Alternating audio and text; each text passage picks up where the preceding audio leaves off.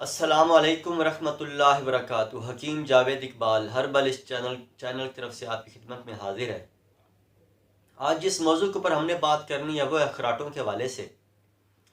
जिन लोगों को खराटे बहुत ज़्यादा तादाद में आते हैं तो लाजमी बात है सांस होने वाले जो हैं वो बहुत ज़्यादा परेशान होते हैं, और जो खराटे ले रहा होता है तो उसको तो इसका कोई अंदाज़ा नहीं होता, ना उसको पता चलता है।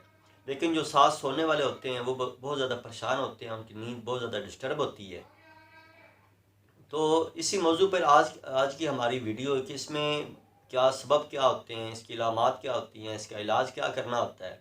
इंशाल्लाह इसकी डिटेल में आपके सामने वाज़ह करूँगा इंशाल्लाह। तो वीडियो में मज़ीद आगे जाने से पहले दुरूद पाक नबी मेहरबान हज़रत मोहम्मद मुस्तफ़ा सल्लल्लाहु अलैहि वसल्लम पे मैं भी पढ़ता हूँ, आप भी पढ़ें। अल्लाहुम्मा सल्लि अला मुहम्मदिन अब्दिका व रसूलिका व सल्लि अला जमीइल मोमिनीन वल मोमिनात वल मुस्लिमीन वल मुस्लिमात। जैसा कि आज का मौजू मैंने आपके सामने गोश गुजार किया है खराटों के हवाले से, कि खराटे अमूमी तौर पर क्यों आते हैं, इसके असबाब क्या होते हैं। असल में बुनियादी तौर पे होता क्या है कि ये जब नाक के गुदत बढ़ जाते हैं या ठंडी सर्द हवाएं लगती हैं तो नज़ला ज़ुकाम की कैफियत पैदा हो जाती है, सांस लेने में दुश्वारी पेश आती है, नाक बंद हो जाता है। तो या ठंडी ग़िज़ाओं का इस्तेमाल कर लेता है आदमी, तो उसकी वजह से भी ये बीमारी जो है ये पैदा हो जाती है। अगर इसका मुनासिब इलाज मुआवजा ना किया जाए तो ये फिर लॉन्ग यानी लंबे अरसे के लिए ये बीमारी जो है उस बंदे को लाहक हो जाती है। तो इसका सादा सा इलाज मैं आपके सामने आज गोश गुजार करूँगा।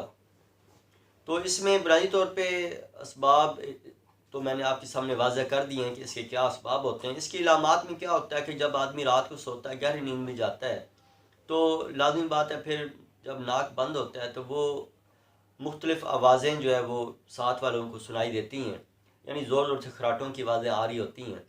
और ये गुदत की कैफियत के लिहाज से आवाज़ की बुलंदी भी होती है।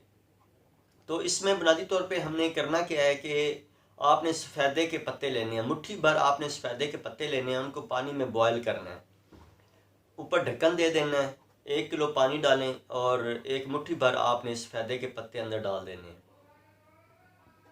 उसके बाद आपने क्या करना है, इनको उबलने देना है। जब देखें 2 3 4 उबाल आ गए हैं तो आपने सर के ऊपर अपना तौलिया रखना है और ऊपर से ढक्कन ऐसा थोड़ी थोड़ी मिकदार में आपने हटा देना है और लंबे लंबे सांस आपने खींचने हैं नाक के ज़रिए से। इसके ज़रिए से क्या होगा कि आपके नाक के नथने खुलेंगे, जो रतूबात जो अंदर जमी हुई हैं वो भी इखराज पजीर होंगी और नाक के नथने खुल जाएंगे इंशाल्लाह। तो इसके साथ ये आपने रोज़ाना तकरीबन कम अज़ कम हफ्ता 10 दिन ये वाला अमल करना है आपने लगातार रात को सोते वक्त।